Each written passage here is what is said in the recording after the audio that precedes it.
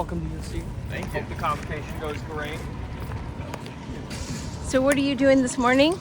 We're handing out flyers to tell the incoming students and their parents about non-tenure track faculty's vote to unionize and how USC is refusing to come to the bargaining table. Are you in the union now? I'm a graduate student worker at USC.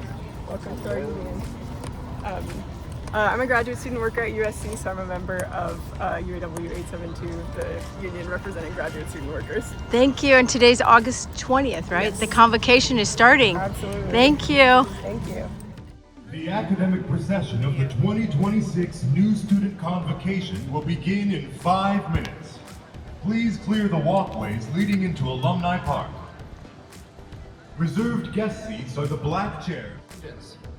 This morning, we welcome you to a campus that is hallowed ground for poets and playwrights, novelists and journalists, dancers and musicians, and screenwriters and filmmakers.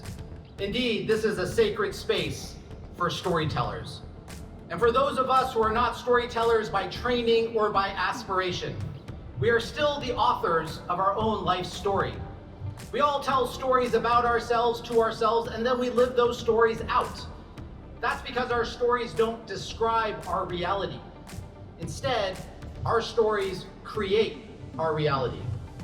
Of the many stories that have been told throughout human history, there's one archetypal story that is found in all of the world's great texts and traditions, a monomyth that the scholar Joseph Campbell called the hero's journey. According to Joseph Campbell, each of us is the hero of our own unique journey. Along the way, we have obstacles to why don't people ask them more often? I think part of the reason is that asking questions can be very embarrassing. You're basically confessing to everyone around you, I don't understand this. What if everyone else knows the answer but you? Raising your hand when you know the answer to a question takes some courage. But asking a challenging question when you don't know the answer, that takes more courage.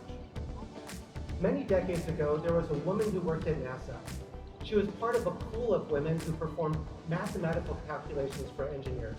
She was extraordinarily good at her work. But for her to do her job well, she needed to understand the context of the project she was working on by attending the project meetings. There was only one problem. Only men ever attended those meetings. So she asked a brave question. Is there a law against it? And when no one could come up with a good answer, she just started attending. And guess what she did at those meetings? She asked more questions. As she later recalled, I asked questions because I wanted to know why. And eventually, they got used to me asking questions and being the only woman there. And thanks to those questions, Katherine Johnson went on to calculate the trajectory for Alan Shepard's historic spaceflight. She performed critical work for John Glenn's orbital mission in the Apollo program, and her work was the subject of a movie and film called Hidden Figures. Katherine Johnson's story demonstrates the power of asking questions, even when it's difficult to do so. But it reminds us the adventure of the hero is the adventure of being alive. In 1965, a young, bright student from Modesto, California, enrolled right here at USC, where he discovered Joseph Campbell and wrote a story about the hero's journey. It was a story that changed the world, and it soon became a new mythology for a new generation. That student was George Lucas, that story was Star Wars, and that hero was Luke Skywalker. New Trojans. Just like Luke Skywalker, you too left your home to embark upon a hero's journey of self-discovery and transformation. And just like George Lucas, you too will write the next chapter of your life story right here on campus. As you do so, you will be the first Trojans to ever welcome an extraordinary new companion along your storytelling journey.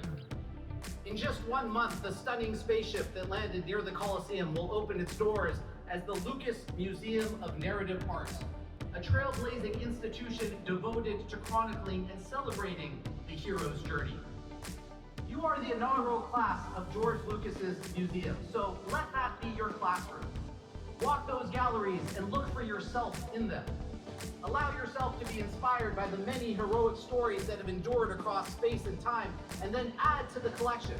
by telling new stories about yourself and about your world, stories of hope and healing, stories of love and joy, stories that break us open and make us whole again. And so, as you join this global community of seekers and of storytellers, may you be guided by the wisdom of Joseph Campbell, who said, "The privilege of a lifetime is being who you are. Follow your bliss, and the universe will open doors for you where there were only walls." And as you follow your bliss, may you go with peace and prosperity. May you go with blessing and inspiration. May the force be with you, and may we all say together, amen. Please be seated. So, September 2nd, come on out and dance with us. We're going to be doing the dance of protest. It's called Boots on the Ground. And check out YouTube. Just search Boots on the Ground dance. President Kim, we did win! President Kim, we did win! President Kim, we did win! President Kim, we did win! President Kim, we did win! President Kim, we did win! President Kim. Hello. What happened today? So today is a couple days post election, where we won 70% of the vote in favor of unionizing as UAW. And today we came together as a delegation to deliver a letter to President Kim and the provost, asking or demanding that they respect the vote and move into bargaining and withdraw their appeal to the national board of the NLRB. And what's the next steps? Are you guys going to come back? Was he here? From what they tell us, he was not here. It's always hard to say. But yeah, we plan on being back every week, many times during the week, until they heed our demands. This was a popular vote. We had 70% participation rate in this election, and we won by 70%. That's unheard of in elections, and even unheard of in labor elections. So this is a clear mandate that the status quo doesn't work anymore, and that we won, and that they need to work with us to improve conditions on the ground for their faculty, which in turn will improve conditions for students, will improve conditions for patients, and will make it even better for everybody involved. Fight on.